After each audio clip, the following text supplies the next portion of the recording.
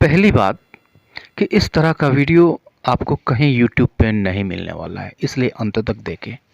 और वीडियो ख़त्म होते होते तक आपको पता चल जाएगा कि वास्तव में इस तरह का वीडियो कहीं भी आपको यूट्यूब पे नहीं मिलेगा। राइट। अब आते हैं मुद्दे की बात पे। इस वीडियो में हम ट्रांसलेशन के बारे में पढ़ेंगे। जब भी ट्रांसलेशन की बात आती है तो हमें पहला जो काम करना होता है वो होता है सब्जेक्ट फाइंड आउट करना। राइट। तो बहुत सारे सेंटेंसेस ऐसे होते हैं जिसमें हम देखते ही यूं चुटकियों में हम बता सकते हैं कि सब्जेक्ट कहाँ है, क्या है सब्जेक्ट। लेकिन अब ये सेंटेंस लीजिए कि मालूम नहीं वह क्या करता है। इसमें बता दीजिए, चुटकियों में बता दीजिए आपकी इसमें सब्जेक्ट क्या है। तो बहुतों के साथ परेशानी हो सकती है इस तरह के सेंटेंसेस में सब्जेक्ट फाइंड आउट करने में, लेकिन अब नहीं होगी। इस सेंटेंस को लीजिए, कब चलें तय नहीं है। तो यह भी चक्कर दिलाने वाला, चक्कर खिलाने वाला सेंटेंस है। इसमें भी सब्जेक्ट का हमें पता नहीं चल रहा है। वीडियो को थोड़ा पास कर लीजिए। अगर आपको पता चल जाता है तो कमेंट बॉक्स में कमेंट करके मुझे बताइए। राइट। या फिर इन सेंटेंसेस को लीजिए कि आशा है। राइट। यह एक फुल सेंटेंस है, पूरा सेंटेंस है। या फिर आश्चर्य है, या फिर अफसोस है। राइट। जैसे किसी ने कहा कि वह बीमार है तो आप क्या कहते हैं? अफसोस है। या फिर कहते हैं कि वो आएगा या फिर नहीं आएगा तो आप क्या कहते हैं? उम्मीद तो है। यानी पूरा सेंटेंस है। अब इसमें सब्जेक्ट क्या है? इस तरह के सेंटेंसेस में सब्जेक्ट क्या होते हैं? राइट। वीडियो को थोड़ा पास कर लीजिए, कमेंट बॉक्स में कमेंट करके मुझे बताइए कि इन सेंटेंसेस में सब्जेक्ट क्या है। तो इस वीडियो में ये चीज़ें हम सीखने जा रहे हैं, इसलिए वीडियो जो है यह आपके लिए बहुत ही इम्पोर्टेंट है।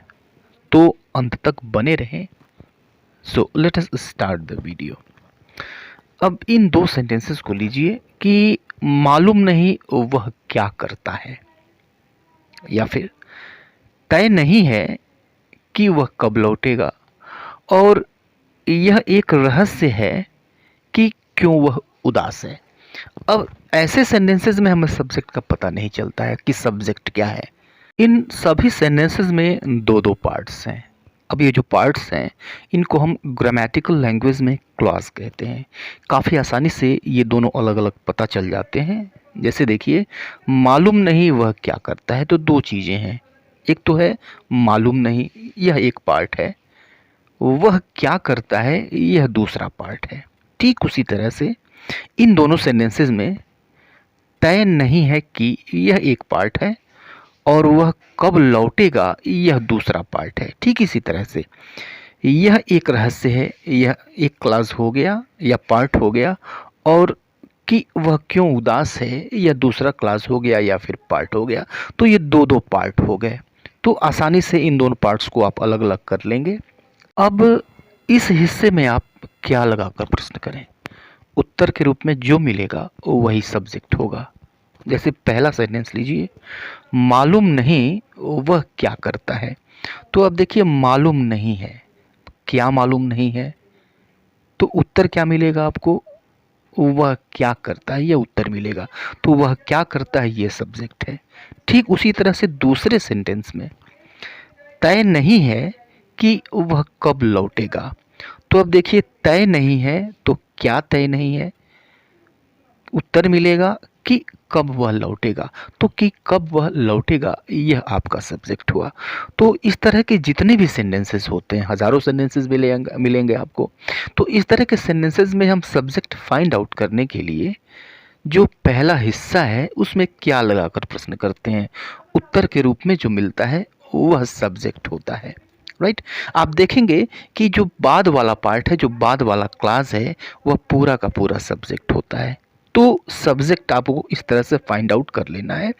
तो सब्जेक्ट आपने फाइंड आउट कर लिया तो स्ट्रक्चर इस तरह के सेंटेंसेस का हो जाता है, question word plus subject plus verb. Right. तो यह सब्जेक्ट वाला पार्ट है। तो अब देखिए कि सब्जेक्ट यहाँ भी आ रहा है और इसको भी हमने कहा यह पूरा का पूरा सब्जेक्ट है। तो ध्यान दीजिए कि इसमें सब्जेक्ट के अंदर भी सब्जेक्ट है। राइट।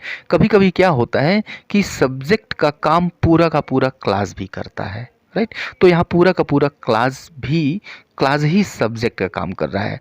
तो जब क्लास है तो उसके अंदर भी सब्जेक्ट आएगा ही आएगा, लेकिन परेशान ना हो, यहाँ से कोई मतलब नहीं रखना है। क्वेश्चन वर्ड प्लस सब्जेक्ट, यानी इस क्लास में जो सब्जेक्ट आपको है वो यहाँ पे रखना है। तो question word plus subject plus verb, यह पूरा का पूरा सब्जेक्ट की तरह से काम करेगा। तो सब्जेक्ट आपने लिख लिया, उसके बाद से हम रखते हैं वर्ब। अब दूसरे पार्ट में आ जाएंगे, जो दूसरा पार्ट है, दूसरे पार्ट में हम वर्ब रखेंगे और उसके बाद से हम रखेंगे ऑब्जेक्ट या फिर कॉम्प्लीमेंट। देखिए कैसे करते हैं।